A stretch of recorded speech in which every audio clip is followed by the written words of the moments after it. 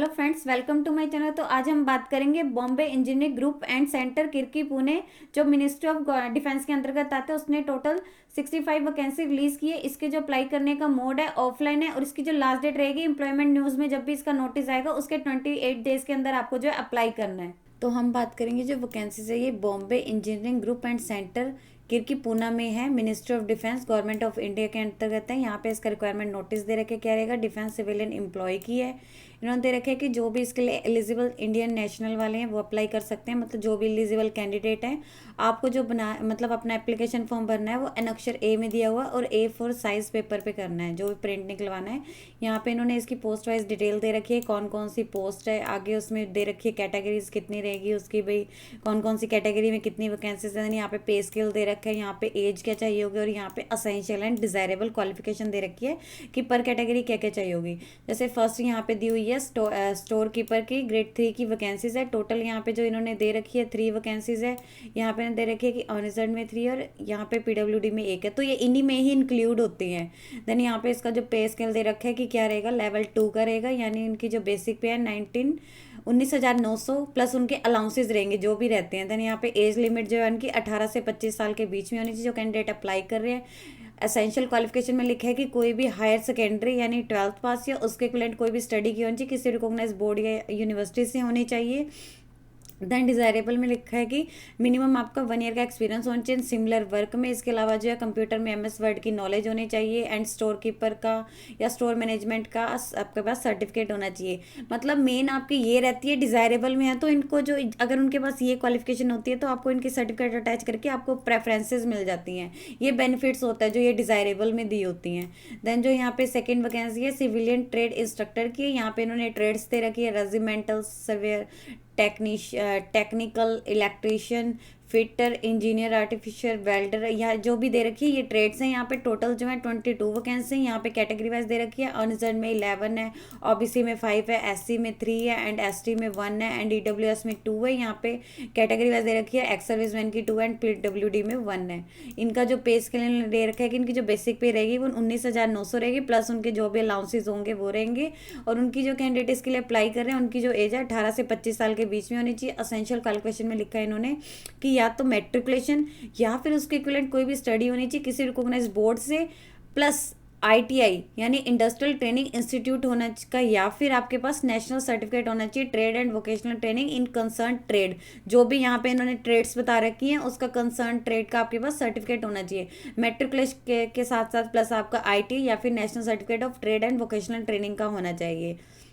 Then इन्होंने लिखा है कि इसके अलावा जो है इनके adequate skills and imparting training to requirement of knowledge, requirements of knowledge की आपको जो है नॉलेज होनी चाहिए।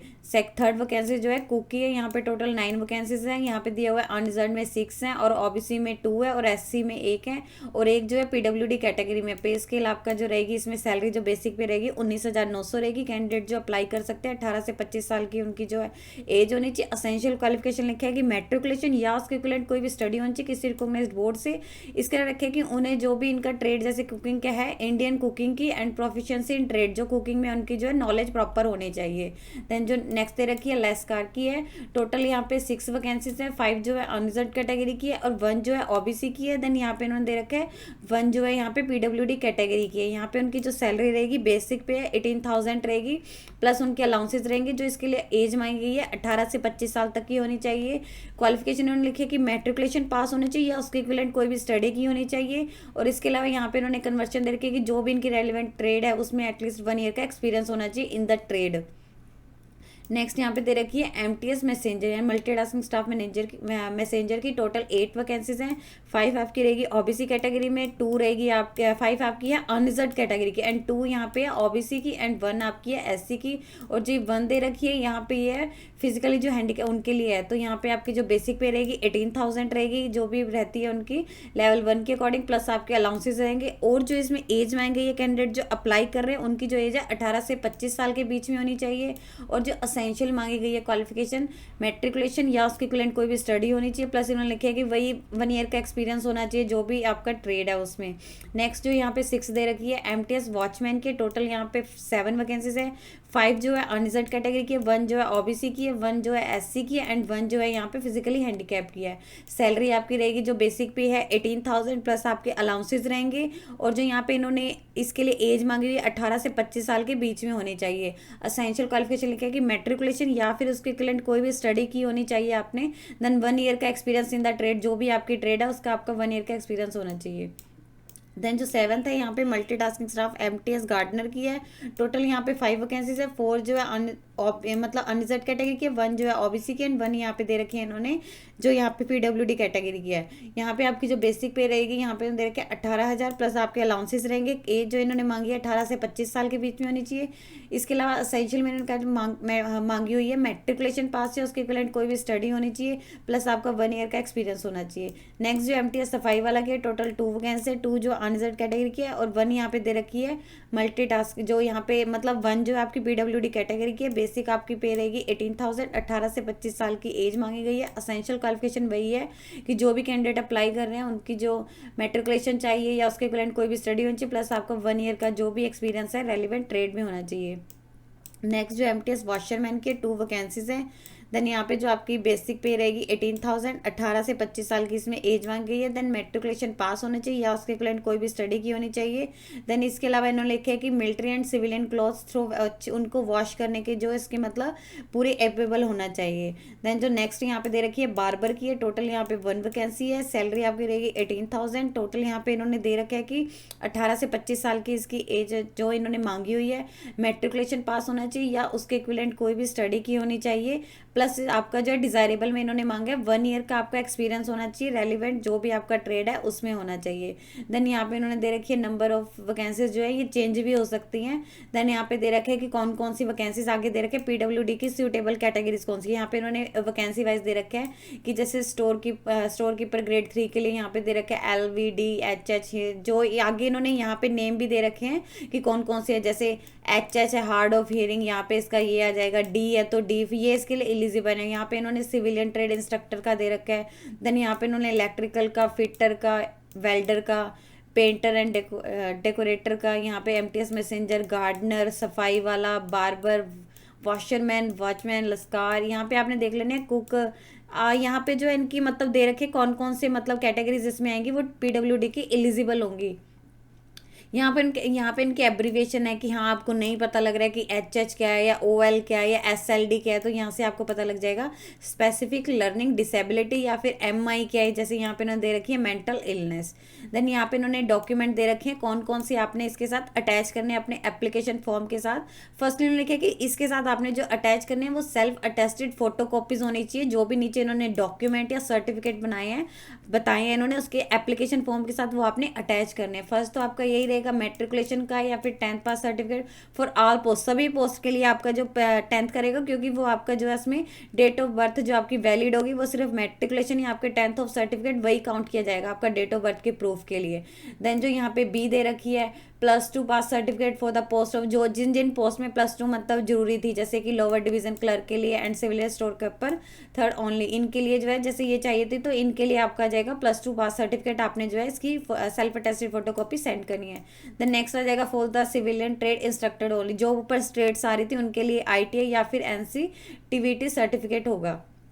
देन यहाँ पे डिप्लोमा का या ग्रेजुएशन का या पोस्ट ग्रेजुएशन अगर आपने कोई हायर स्टडी की हुई है तो अगर आपने किया तो आप उसका सर्टिफिकेट इसके साथ अटैच कर सकते हैं, यानी फॉर ऑल पोस्ट अगर अवेलेबल है तो आपने अटैच करना है। देन नेक्स्ट आ जाएगा आधार कार्ड और pan card for all post, सभी पोस्ट के लिए, यानी इसकी जो आपको सेल्फ अटेस्टेड फोटोकॉपी भी सेंड करनी है, ये सभी नहीं ही करनी है। देन एक्सपीरियंस सर्टिफिकेट अगर है तो आपने सेंड करना है सभी पोस्ट का। जैसे अगर किसी पोस्ट में आपको लग रहा है कि आपका एक्सपीरियंस है जिसके लिए आप अप्लाई कर रहे हैं तो आपको उसका एक्सपीरियंस सर्टिफिकेट भी इसके साथ अटैच करना है। देन आप कौन सी कैटेगरी से बिलोंग करते हैं, लाइक अगर आप SC से हैं, ST से हैं, OBC से हैं तो आपको जो उसका कास्ट सर्टिफिकेट होगा वो भी अटैच करना होगा। देन यहाँ पे इन्होंने दे रखा है कि अगर आप OBC कैंडिडेट अगर आप OBC से हैं तो आपको यहाँ पे latest and valid non creamy layer certificate जो इशू हुआ हो सेंट्रल गवर्नमेंट के द्वारा वो आपको जमा करवाना होगा। इसके अलावा अगर आप economic weaker section EWS candidate हैं तो आपको यहाँ पे लिखे इकोनॉमिकल वीकर सेक्शन सर्टिफिकेट जमा करवाना होगा। देन यहाँ पे नेक्स्ट, अगर आप पीडब्ल्यूडी कैंडिडेट है, अगर आप पीडब्ल्यूडी कैटेगरी में भर रहे हैं कि हाँ इस मतलब ऐसा कुछ है, तो आपको यहाँ पे सर्टिफिकेट इसका होता है शोइंग एबिलिटी 40% वाले या उससे एबव वाले, वो उनका आप सर्टिफिकेट होता है, वो आपको जमा करवाना होगा। देन अगर आप एक्स सर्विस मैन है तो आपका डिस्चार्ज सर्टिफिकेट की फोटोकॉपी आपको जो है सेंड करनी है। देन अगर आप कहीं पे वर्किंग है, अगर किसी सेंट्रल गवर्नमेंट में या स्टेट गवर्नमेंट है या पीएसयू में, तो आपको एनओसी होगा फ्रॉम प्रेजेंट एम्प्लॉयर, वहाँ से आप जमा करवाना होगा। देन अगर आप यहाँ पे वुमेन के लिए दे रखे हैं, अगर आप डिवोर्सी हैं या आपके हस्बैंड कोई मतलब नहीं है, तो आपको उनका डेथ सर्टिफिकेट होगा या फिर आपका डिवोर्स सर्टिफिकेट होगा अगर आपने डिवोर्सी भरा है। देन अगर नॉट रीमैरिड बट आपने रीमैरिड नहीं किया, तो उसका सेल्फ डिक्लेरेशन आपने जो है इसके साथ अटैच करने हैं। इसके अलावा इन्होंने लिखा है कि जो 2 सेल्फ एड्रेस्ड एनवलप, 2 एनवलप आपने सेंड करने हैं, जिसपे 2 एनवलप आपने सेंड करने हैं जिसपे आपका एड्रेस होना चाहिए, सेल्फ एड्रेस। उसके अलावा लिखा है कि उसके ऊपर जो है 22 रुपीज़ की पोस्टल स्टैंप होनी चाहिए, दोनों पे अलग अलग होनी चाहिए। इसके अलावा जो इसका एडमिट कार्ड दिया होगा नीचे इन्होंने फॉर्मेट में दिया हुआ, वो इन्होंने जैसे लिखा है कि should be filled by candidate, जो कैंडिडेट के द्वारा पोर्शन भरा जाना है वो उन्होंने भरना है।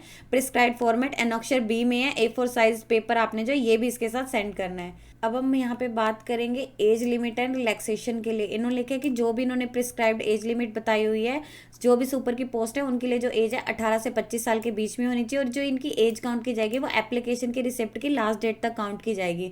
इसके अलावा इन्होंने नेसेसरी एज रिलैक्सेशन देती है, जैसे कि कैटेगरीज को रहती है SC ST OBC PWD ex service man and government employ and women को वो एप्लीकेबल है। यहाँ पे इन्होंने दे रखी है एज रिलैक्सेशन, जैसे SC ST वाले हैं उन्हें 5 ईयर्स की है यहाँ पे दे रखा है, OBC वाले हैं उन्हें 3 ईयर्स की है। देन यहाँ पे जो PWD वाले हैं उन्हें जो है 10 ईयर्स की है, बाकी उन्हें कैटेगरी वाइज रहेगी। जैसे वो SC ST से हैं तो उन्हें 5 ईयर्स ऐड कर दिए जाएंगे एक्स्ट्रा, अगर वो OBC से है तो उन्हें 3 ईयर्स ऐड कर दिए जाएंगे। देन ऐसे इन्होंने दे रखी है कि हाँ अगर यहाँ पे दे रखे है कि 3 ईयर्स यहाँ पे दे रखी है, जैसे कि नेक्स्ट दे रखी है एक्स सर्विस मैन की, जैसे कि उनकी जैसे सर्विस वगैरह है उसके अकॉर्डिंग रहेगी, और बाकी आगे उनकी कैटेगरी वाइज आ जाएगी। इसके अलावा यहाँ पे इन्होंने दे रखी है गवर्नमेंट एम्प्लॉय की 40 ईयर्स है, अनरिजर्व कैटेगरी के लिए है 43 जो है OBC के लिए, और 45 जो है SC ST के लिए। वुमेन कैंडिडेट के लिए दे रखी है कि हाँ अगर जो विडो है, डिवोर्सी वुमेन है एंड वुमेन जो अपने पति से अलग रह रही है बट उन्होंने शादी नहीं की है, उनको जो रहेगी 35 है। अगर वो OBC से बिलोंग करते कैटेगरी से तो 38 है, अगर वो SC ST से हैं तो 40 ईयर्स की रहेगी। देन यहाँ पे इन्होंने दे रखा है स्क्रीनिंग ऑफ द एप्लीकेंट, लिखे है कि अगर जो है मतलब जो इसके लिए अप्लाई कर रहे हैं, अगर लार्ज नंबर ऑफ ज़्यादा उसमें आ रहे हैं कि नंबर्स में आ रहे हैं कि एप्लीकेशन रिसीव हो रहे हैं, तो ये उनको कंडक्ट करेगा कि हाँ अगर पहले इन पे डिपेंड करता है कि इसके लिए कितने एप्लीकेशन आ रहे हैं। देन वो लिखे कि जो भी इसके लिए होगा उन्हें रिटन एग्जाम के लिए बुलाया जाएगा, जो इनको लगेगा कि इनके क्राइटेरिया को मीट कर रहे हैं उन्हें जो रिटन टेस्ट के लिए बुलाया जाएगा, बेसिक क्राइटेरिया। अगर लगे कि अगर नहीं कर रहा तो उन्हें इसके स्किल टेस्ट या कोई भी रिटन टेस्ट के लिए नहीं बुलाया जाएगा। कैंडिडेट को जो इंटीमेट कर दिया जाएगा सेपरेटली एग्जाम के लिए, और उन्हीं को जिनको मतलब इंटीमेट किया जाएगा उन्हें एग्जाम में आना होगा। देन स्कीम ऑफ एग्जामिनेशन दे रखी है क्या रहेगी, उन्होंने लिखा कि आपका जो रिटन टेस्ट होगा उसमें जो क्वेश्चन पूछे जाएंगे आपके, जैसे कि इन्होंने बताई है क्वालिफिकेशन उसके अकॉर्डिंग रहेंगे, लाइक 10th की 12th की एंड ITI की एज पर असेंशियल एजुकेशनल क्वालिफिकेशन जो भी उनका रहेगा। इसके अलावा लिखा है कि कैंडिडेट को अपेयरिंग फॉर जो उनका होगा रिटन टेस्ट के बाद उनका जो स्किल टेस्ट या प्रैक्टिकल टेस्ट भी होगा अगर एप्लीकेबल होगा, और आपका जो रिटन टेस्ट का मीडियम होगा वो हिंदी और इंग्लिश में ही होगा सिर्फ। यहाँ पे इन्होंने रिसिप्ट की दे रखी है, एप्लीकेशन की रिसिप्ट की लास्ट डेट क्या है, उन्होंने लिखा है कि आपके जो एप्लीकेशन की रिसिप्ट की लास्ट डेट रहेगी जब भी आपकी जो एडवर्टीजमेंट है न्यूज़पेपर में या एम्प्लॉयमेंट न्यूज़ में रोजगार समाचार में आती है उसके 21 दिनों के अंदर आपने जो अप्लाई कर देना है। यहाँ पे लिखा है कि आपको जो एप्लीकेंट सेंड करना है सिर्फ स्पीड पोस्ट या रजिस्टर्ड पोस्ट या ऑर्डिनरी पोस्ट के थ्रू ही करना है।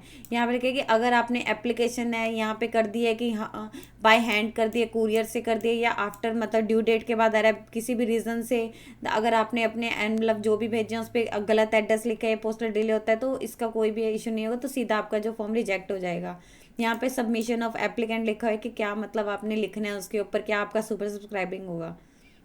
यहाँ पे लिखे कैंडिडेट को जो भी ऊपर बताई हुई हैं अपना जो परफॉर्मा अटैच करना है, और उसके साथ जो भी आपका नीचे इसमें परफॉर्मा दिया होगा वो फिल करके आपने सेंड करना है, प्लस आपके जो भी डॉक्यूमेंट है वो सेंड करने हैं जो आपके पैराग्राफ 2 में बताया है। इन a shield envelope, sealed envelope में आपने कर देना, और उसके ऊपर लिखा होगा application for the post of, आप जिस भी पोस्ट के लिए कर रहे हैं, जैसे आप कुक के लिए कर रहे हैं तो आपने यहाँ पे कुक लिख देना है। देन कैटेगरी लिख देना, आप कौन सी कैटेगरी है, लाइक अनरिजर्व है तो आपने अनरिजर्व करके लिख देना है ब्रैकेट में। टू द, और आपने जो सेंड करना है ये एड्रेस दिया to the comment to the commandant Bombay engineering group and centre Kirkee Pune 411003, इस एड्रेस पे आपने सेंड करना है। देन आपका प्ले इन्होंने दे रखा है आपका written test and skill test का प्लेस क्या होगा, लिखा है कि जो भी आपका होगा वो headquarter Bombay engineering group and centre Kirkee Pune 411003 में होगा। प्रिपेयर टू स्टे, उन्हें अपना मतलब खुद के अरेंजमेंट करने होंगे। Candidate should come prepare to stay for 3 after the completion, इसके लिए वही है कि कैंडिडेट को अपने खुद के अरेंजमेंट करने होंगे, कोई भी उन्हें TDA नहीं दिया जाएगा। देन लिखा है कॉल लेटर फॉर एग्जामिनेशन, जो भी शॉर्टलिस्टेड कैंडिडेट होंगे उन्हें इंटीमेट कर दिया जाएगा उनका जो जैसे भी वेन्यू डेट एंड टाइम उनका एग्जाम वगैरह कब होगा, रिटर्न एग्जाम या कुछ भी जो भी उनसे रिलेटेड है वो जानकारी सभी उन्हें दे दी जाएगी। देन यहाँ पे उन्होंने कुछ जनरल कंडीशन दे रखी हैं कि एप्लीकेशन अगर आपका इनकम्प्लीट है या आपने दिए प्रिस्क्राइब फॉर्मेट में नहीं भरा है तो सीधा रिजेक्ट हो जाएगा कैंडिडेट। अगर कहीं पे भी मतलब वर्किंग है तो उन्हें अगर आपने वही आपको अपने सर्टिफिकेट अटैच करने हैं। Then candidate applying for more than should, अगर आप एक से ज़्यादा पोस्ट के लिए अप्लाई कर रहे हैं तो आपको उसका जो एप्लीकेशन फॉर्म है वो अलग से सेंड करना है। Then appointment will initially on a temporary basis है, बट ये जो है ये टेम्परेरी बेसिस में, बट ये परमानेंट होने के चांसेस। देन यहाँ पे उन्होंने लिखा है कि आपका जो 2 years का प्रोबेशन पीरियड होगा। The posts are presently located at Pune, Pune में होंगी। देन अगर आप अपनी जो भी है लिखे कि अपने जो भी अरेंजमेंट है वो खुद को करने, अगर आप कोई कैटेगरी भर रहे हैं तो आपको अपना कैटेगरी सर्टिफिकेट होगा, वही सब कुछ इसमें दिया हुआ है कि हाँ क्या क्या रहेगा। Then all the candidates are want to careful at self style agent, अब भाई उन्हें कोई भी ऐसा लगता है कि हाँ टाउट्स एंड एजेंट से बच के रहें, एंड अगर उन्हें कुछ भी ऐसा आ रहा है तो वो यहाँ पे रिपोर्ट कर सकते हैं। देन रिजर्वेशन दे रखे कि किन किन कैटेगरीज के लिए है, कौन कौन से जो भी आपने इसमें भरे होंगे वही आपने डॉक्यूमेंट सेंड करने हैं। तो ये इसका फॉर्म यहाँ पे फॉर्म दिया हुआ है एनेक्सर ए में, ये आपने एप्लीकेशन फॉर्म भरना है। एक तो आपका ये रहेगा पूरा का पूरा, यहाँ पे ये रहेगा, और सेकंड आपका जो है एनेक्सर बी में रहेगा, ये आपका एडमिट कार्ड है, ये आपने पूरा एक पे करवाना है, ये आपका सेकंड में रहेगा। यहाँ पे इन्होंने अलग अलग भी दिए हुए हैं, जैसे ये आपका एप्लीकेशन फॉर्म दिया हुआ है एनेक्सर ए में, आप इसका डाउनलोड करके यहाँ से प्रिंट निकलवा लेना, ये आ जाएगा। देन एक ये आ जाएगा, 2 हो गए, ये आपके 2 आ जाएंगे। फर्स्ट आपका जो एप्लीकेशन फॉर्म होगा यहाँ पे इन्होंने दे रखे हैं, यहाँ पे अपने self attested passport size photo लगा देनी है। आप कौन सी पोस्ट के लिए अप्लाई करते हैं वो लिख देना है। ट्रेड इफ अप्लाइड फॉर, आप अगर सिविलियन ट्रेड इंस्ट्रक्टर के लिए कर रहे हैं तो वहाँ पे उनकी ट्रेड्स थी वो आपने यहाँ पे लिख देनी है। अगर आप यहाँ पे सिविलियन ट्रेड इंस्ट्रक्टर तो आगे आपने यहाँ पे ट्रेड मेंशन कर देने कि हाँ उसकी कौन सी ट्रेड है। यहाँ पे आपका आ जाएगा कैटेगरी वाइज कौन सी कैटेगरी है, अगर आप OBC से हैं तो आपने OBC लिख देनी है। देन आगे भी आप जो भी होगा हॉरिजॉन्टल में या वर्टिकल में वो आपने यहाँ पे मेंशन कर देनी है। और आपको जो उसका सर्टिफिकेट है उसकी सेल्फ अटेस्टेड फोटोकॉपी भी अटैच करनी है। यहाँ पे कैंडिडेट का नेम आ जाएगा जो भी उसके मेट्रिकुलेशन सर्टिफिकेट में है, यहाँ पे उसका फादर नेम या हस्बैंड नेम जो भी है उन्होंने लिख देना अपना। यहाँ पे जैसे फादर नेम लिख इसके ऊपर टिक करके यहाँ पे उन्होंने अपने फादर नेम लिख देना है। यहाँ पे उनका कोरेस्पोंडेंस एड्रेस आ जाएगा, कहीं पे अगर वो कहीं टेम्परेरी तौर पे रह रही है तो उनके कम्युनिकेशन के लिए यहाँ पे उसका पिन कोड आ जाएगा। यहाँ पे उनका परमानेंट एड्रेस आ जाएगा जो भी है, यहाँ उनका पिन कोड आ जाएगा। मोबाइल नंबर लिख देना है यहाँ पे, वैलिड मतलब कोई भी कम्युनिकेट करना हो यहाँ पे आपकी वैलिड ईमेल आईडी आ जाएगी। डेट ऑफ बर्थ लिख देनी है, क्या आपकी डेट है, कौन से मंथ को एंड कौन से ईयर को। यहाँ पे आपका मैरिटल स्टेटस आ जाएगा, जेंडर आ जाएगा मेल फीमेल या अदर जो भी आपने वो लिख देना है। नेशनैलिटी आ जाएगी कौन सी आपकी, इंडियन है तो इंडियन लिख देना है। यहाँ पे आपका आधार नंबर आ जाएगा क्योंकि आपको जो इसकी सेल्फ अटेस्टेड कॉपी है वो भी सेंड करनी है। और यहाँ पे आपका पैन नंबर आ जाएगा वो आपने यहाँ पे लिख देना है। देन वेदर एक्स सर्विसमैन, अगर आप एक्स सर्विसमैन हैं, अगर आप येस करते हैं तो आपको ये सारी डिटेल्स भरनी होंगी कौन कौन से, अगर आप नो करते हैं तो नहीं भरनी है। और इसकी इसला लिखे कि कौन सी सर्विस में थे, आर्मी में, नेवी में या एयरफोर्स में, जिसमें भी आपने लिखे उसको नीचे लिख देना है। देन एनरोलमेंट की डेट क्या थी, डिस्चार्ज की डेट क्या थी, आपका PPO number and date and total आपने कितनी सर्विस की है। देन लिखे कि आपको अगर अप्लाई कर सकते हैं तो आपको जो सर्टिफिकेट वगैरह है वो इसके साथ अटैच करने होंगे। यहाँ पे अगर PWD अगर आप यहाँ पे लिखे कि है कहीं पे तो आप येस है तो आपने येस कर देना, अगर नो है तो येस है तो आपने यहाँ पे लिख देना कि कौन सी मतलब डिसेबिलिटी कौन से टाइप की है कि हाँ यहाँ पे इन्होंने कैटेगरीज दे रखी हैं और कितने परसेंटेज है। अगर नो करना है तो फिर तो आपको ये भरने की जरूरत है, नो है तो फिर तो ये नहीं भरने हैं। देन लिखा है कि आपके पास सर्टिफिकेट इसका जो है वो भी अटैच करना है। यहाँ पे आपकी एजुकेशनल क्वालिफिकेशन आ जाएगी, क्या है यहाँ पे आपने जैसे 10th की मेट्रिकुलेशन की ये लिखनी है, फर्स्ट वाले में कौन से ईयर में पास किए, कौन से बोर्ड से किए एंड कितने परसेंटेज मार्क्स थे। यहाँ पे आपके +2 के आ जाएंगे, कौन से ईयर में की है, कौन से बोर्ड से की है, कितने परसेंटेज थे। यहाँ पे आपके टेक्निकल जो भी ITI या फिर NCTVT का मतलब क्वालिफिकेशन आ जाएगी, कौन से ईयर में पास की, कौन से यूनिवर्सिटी से की है एंड कितने परसेंटेज है। अगर आपने अदर कोई हायर किया तो वो आप यहाँ पे लिख सकते हैं। इसके अलावा लिखे कि आपको जो भी इसमें क्वालिफिकेशन भरेंगे उसकी कॉपी आपको इसके साथ अटैच करनी है। 18 में यहाँ पे लिखना है। अगर एक्सपीरियंस अगर यस है तो आपने यहाँ पे लिख देना है, उसका सर्टिफिकेट आपका होगा, एक्सपीरियंस सर्टिफिकेट वो अटैच करना है। यस है तो आपने यहाँ पे यस करके कौन से ऑर्गेनाइजेशन में कौन सी पोस्ट पे थे, कब अपॉइंटमेंट की डेट कौन सी थी, एंड कब आपको वहाँ से रिलीज़ किया, डिस्चार्ज किया, एंड कोई रिमार्क्स आप देना चाहते हो। यहाँ पे डिक्लेरेशन है कि आपने रीड कर लेनी है कि मैं यहाँ डिक्लेयर करता हूँ मेरी ट्रू एंड कंप्लीट है, जो भी मेरे नॉलेज के अकॉर्डिंग सही है एंड करेक्ट है। अगर कहीं पे भी मेरे स्टेटमेंट में लगता है तो मुझे डिस्क्वालीफाई किया जा सकता है एंड कोई भी एक्शन लिया जा सकता है। एंड मैंने ये सब कुछ पढ़ लिया and understood terms and condition को जो भी इसमें है वो पढ़ लिया है। यहाँ पे कैंडिडेट ने अपने सिग्नेचर कर देने हैं, यहाँ कौन सी डेट को आप अपना फॉर्म भर रहे हैं, कौन से प्लेस को भर रहे हैं। ये आपने अपना एप्लीकेशन फॉर्म भरना है, 2 पेजेस का रहेगा, A4 शीट पे आपने करना है। ये नहीं भरना है, ये जस्ट फॉर ऑफिस यूज, ये सिर्फ उन्होंने ही भरना है, जैसे कि उनका रिव्यू रहेगा। सेकंड आपका रहेगा, आपने इसका भी प्रिंट आउट निकलवाना है। ये जो आपका फॉर्म है, एडमिट कार्ड है, यहाँ पे लिखे कि आपने यहाँ पे अपनी सेल्फ अटेस्टेड फोटो को पासपोर्ट साइज फोटोग्राफ पेस्ट करनी है। यहाँ पे कैंडिडेट को अपनी जो डिटेल्स बनी है, candidate to in capital letters में बनी, ये आपका एडमिट कार्ड है। कौन सी पोस्ट के लिए भर रहे हैं वो आपने लिख देना है। देन कौन सी कैटेगरी है, like SC ST OBC unreserve EWS या फिर PWD, वो आपने यहाँ पे मेंशन कर देनी है। यहाँ पे नेम ऑफ कैंडिडेट आ जाएगा, जो भी उसका मैट्रिकुलेशन सर्टिफिकेट में है वो लिखना है और कैपिटल लेटर्स में लिखना है। यहाँ पे आ जाएगा बर्थ, फादर नेम या हस्बैंड नेम, यहाँ पे उन्होंने वो कर देना है। यहाँ पे उनका डेट ऑफ बर्थ आ जाएगा, कब हुआ था, कौन सी डेज, कौन सा डे था, कौन सा मंथ एंड कौन सा ईयर था। यहाँ पे जेंडर आ जाएगा, मेल या फीमेल या अदर। देन यहाँ पे आधार नंबर लिख देना, आपका आधार नंबर जो भी है। यहाँ पे कोई आइडेंटिफिकेशन मार्क अगर आपके कहीं पे भी कुछ है तो आपने यहाँ पे लिख देना है। कॉरेस्पॉन्डेंस एड्रेस लिख देना आपने यहाँ पे, जो भी है। यहाँ पे पिन कोड आ जाएगा, ये आपने नहीं भरना है, ये ऑफिस की तरफ से भरा जाएगा। तो ये आपने इतना भरना है एंड ये आपने भरने हैं। प्लस आपने एक तो ये सेंड करना है, 2 आपके एनवेलप होंगे जिस पे आपने अपना एड्रेस लिख के प्लस उस पर 22 रुपीज़ की पोस्टल स्टैंप लगानी है। नेक्स्ट आपके रहेंगे उसके जो भी आपने डॉक्यूमेंट इसके साथ ऐड करने हैं, जैसे एजुकेशनल क्वालिफिकेशन का होगा, आपकी एज प्रूफ होगा, आपका जैसे मैट्रिकुलेशन का सर्टिफिकेट आपको अटैच करना है, इसके साथ आधार कार्ड हो गया, पैन कार्ड हो गया, अगर आपने कोई कैटेगरी भरी है, जो जो आप इसमें भरेंगे। अगर आपने एक्सपीरियंस भरा है तो उसका सर्टिफिकेट होगा, अगर आप एक्स सर्विस मैन है तो उसका सर्टिफिकेट होगा। आप जो जो इसमें चूज करेंगे आपको उसके रेलिवेंट सर्टिफिकेट जो है इसके साथ अटैच करके सेंड करने हैं। यदि आपको इस वीडियो से रिलेटेड और अधिक जानकारी चाहिए तो आप इसके ऑफिशियल वेबसाइट पर जाकर चेक कर सकते हैं, जिसका लिंक मैं आपको डिस्क्रिप्शन बॉक्स में डाल दूंगी। यदि आपकी इस वीडियो से रिलेटेड कोई भी क्वेरी है तो आप हमें कमेंट सेक्शन में लिख के बता सकते हैं। वीडियो अच्छी लगी हो तो प्लीज़ लाइक एंड शेयर। इस तरह के और इन्फॉर्मेटिव वीडियोज़ को देखने के लिए आप हमारे यूट्यूब चैनल को सब्सक्राइब कीजिए।